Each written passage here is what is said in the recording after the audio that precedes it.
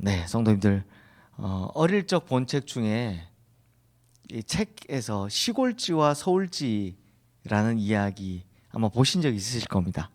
잘 아시죠? 이 내용을 짧게 설명하면 이렇게 하루는 서울쥐가 친구를 만나기 위해서 시골로 내려옵니다. 그래서 오랜만에 만난 친구와 한참 동안 또 이런저런 이야기, 재밌는 이야기 하다가 이제 식사 시간이 돼서 식탁에 마주 앉게 되죠. 그런데 차린 걸 딱 보더니 서울쥐가 시골쥐를 타박하기 시작하는 겁니다. 여기는 먹을 게 이거밖에 없냐고, 이거 먹고 어떻게 살 수 있냐고 막 타박하는 시작하는 겁니다. 그리고 서울에 만난 것이 많으니까 여기서 이렇게 살지 말고 서울에 와서 만난 거 먹고 행복하게 살자라고 말합니다. 서울쥐의 말을 듣고 있다 보니까 시골쥐도 자기 처지가 좀 한심해 보이는 겁니다. 그래서 자기도 서울로 올라가서 서울쥐처럼 행복한 인생을 살겠다라는 마음을 품고 상경합니다. 실제로 서울에 가보니까 먹을 것이 너무 많은 겁니다. 맛있는 것도 너무 많은 겁니다.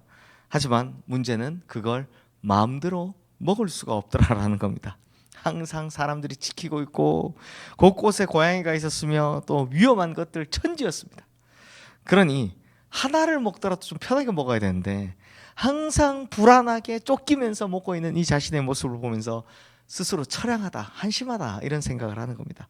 그래서 이 시골쥐가 차라리 나는 편하고 당당하게 살고 싶다라고 선언하곤 다시 시골로 내려가 버렸다라는 이야기가 바로 서울쥐와 시골쥐 이야기입니다. 어릴 땐 제가 시골에 살았기 때문에 이 이야기를 들으면서 교훈으로 삼은 게 시골에 살아도 좋구나 이렇게 생각했는데요.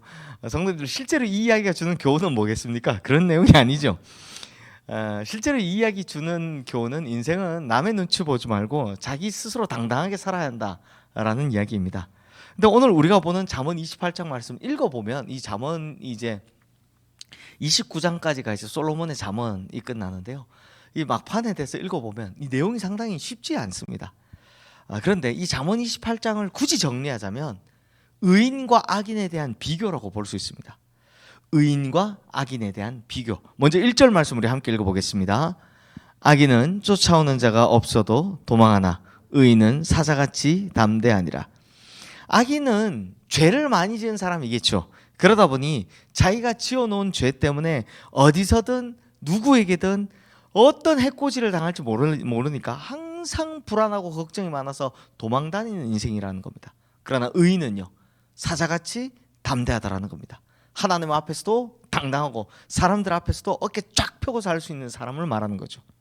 성도님들, 이 말씀에 이 담대하다라는 말은 바타흐라는 히브리어인데요. 이 말은 확신하다, 신뢰하다라는 뜻을 가지고 있습니다. 즉 하나님에 대한 확신이 있고 하나님께 대한 신뢰가 있는 사람은 그의 삶이 사자같이 담대하다라는 겁니다. 그리고 하나님을 신뢰하고 확신하는 사자같이 담대한 의인은 어떤 인생을 사는지를 이제 그 구체적인 예를 그 밑에 쫙 썼는데요. 제가 다 보기는 어려우니까 그냥 4가지만 한번 살펴보도록 하겠습니다. 먼저 6절 말씀 함께 읽겠습니다. 가난하여도 성실하게 행하는 자는 부유하면서 굽게 행하는 자보다 나으니라. 성도님들, 가난은 삶의 현실입니다. 하지만 성실은요, 삶의 태도입니다. 즉 삶의 현실이 비록 가난할지라도 삶의 태도가 성실하다면 현실을 얼마든지 바꿀 수 있다라는 이야기를 하고 있는 겁니다.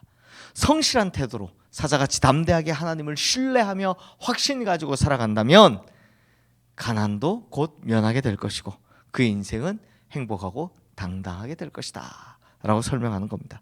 그러므로 하나님을 신뢰하는 의인은 절대 삶의 현실에 좌우되지 않습니다. 현실이 가난하든 부하든 그 어떤 현실에 처하든 현실에 좌우되는 인생이 아니라 의인의 삶은요, 삶의 태도가 항상 성실하더라라는 겁니다. 또한 하나님 앞에서 늘 바르게 살아가더라라는 겁니다. 그러므로 성도님들, 우리는 하나님을 믿는 사람임에도 불구하고 삶의 현실에 따라 태도가 막 바뀔 때가 있습니다. 삶의 현실에 따라 우리 태도가 좌우될 때가 있죠. 그러니 성도님들, 부디 삶의 현실이 우리의 삶의 태도를 결정하지 않게 되기를 바랍니다. 사람들은 막 가난해지면요, 막 비굴해지고 불행해진다 생각하고 막 삶이 굽어지고 하는데 그럴 필요 없습니다. 비록 가난하다 하더라도 하나님을 신뢰함으로 어깨 펴고 성실하게 당당하게 살아가다 보면 현실은 얼마든지 바뀔 수 있을 줄로 믿습니다. 그러니 하나님을 믿고 성실한 태도, 사자같이 담대하게 일관되게 살아가시기를 주님의 이름으로 축원합니다. 우리 계속해서 14절 말씀도 함께 읽겠습니다. 항상 경외하는 자는 복되거니와 마음을 완악하게 하는 자는 재앙에 빠지리라. 하나님을 신뢰하고 확신하는 자는 뭐라고 표현하나? 항상 경외하는 자라고 합니다. 여기서 항상 경외한다라는 말을 굳이 우리말로 풀어서 해석하면 하나님 앞에 항상 예배드리는 사람을 말하는 겁니다. 즉 하나님을 신뢰하고 확신하는 자는 진실되게 예배하는 자를 말하는 거죠. 그런데 성도님들, 우리 이 새벽 예배, 새벽 기도에 나오시는 분들 왜 나오십니까? 예배는 왜 안 빠지고 드리십니까? 여러 가지 이유가 있지만 이 예배를 왜 드리냐라는 거에는요, 내가 부족하고 연약하다는 걸 인정하는 행위이기 때문에 그렇습니다. 새벽 기도에 왜 나오십니까? 내가 부족하고 모자람이 많고 기도할 제목이 많기 때문에 하나님 앞에 기도하러 나오는 시간, 그렇게 기도하러 나오는 겁니다. 그러니까 내가 부족하다, 하나님 제가 연약합니다, 저를 좀 도와주세요, 이걸 인정하는 행위가 곧 우리 예배라는 겁니다. 내가 부족하고 연약하기 때문에 절대자 하나님 앞에 무릎 꿇고 기도하고 예배드리는 겁니다. 그러므로 우리 성도님들도 진실한 예배자로 하나님 앞에 엎드리고 세상을 향해서는 거꾸로 어깨 쫙 펴고 당당하게 살아가시기를 주님의 이름으로 축원합니다. 그리고 이번에는 20절 말씀도 함께 읽겠습니다. 충성된 자는 복이 많아도 속히 부하고자 하는 자는 형벌을 면하지 못하리라. 자, 여기서 충성되다라는 말이 에무나라는 히브리어인데요, 이 원어의 의미가 뭐냐면 이것도 비슷합니다. 꾸준하다라는 뜻입니다. 진실하다라는 뜻입니다. 즉 중간에 변치 않는 꾸준함, 절대 변하지 않겠다라는 꾸준함, 이것이 바로 하나님께 충성된 사람의 특징이다라는 겁니다. 제가 예전에 이 잠언 설교할 때 충성에 대해서 한번 이야기할 때 제가 얼음냉수 이야기할 때 우리 성도님께 한번 말씀드린 적이 있는데, 우리 저 미 8군에 가면 이 경례 구호가 있습니다. 경례 구호 뭔지 기억나십니까? Second to none, 두 번째는 없다입니다. 무조건 1번이다 라는 뜻이죠. 하나님이 우리에게 항상 1번이면 그 사람은 충성된 사람입니다. 하나님이 우리에게 언제나 1번이다, 최우선이다 라는 게 중간에 변하지 않고 꾸준한 사람, 그 사람이 바로 충성된 사람이고, 이런 사람이 하나님을 확신하고 하나님을 신뢰하고 확신하는 사람의 특징이라는 겁니다. 성도님들, 꾸준하고 진실되는 거 그럼 어떻게 할 수 있을까요? 이건요, 방향이 바로 잡힐 때 일어나는 삶의 태도입니다.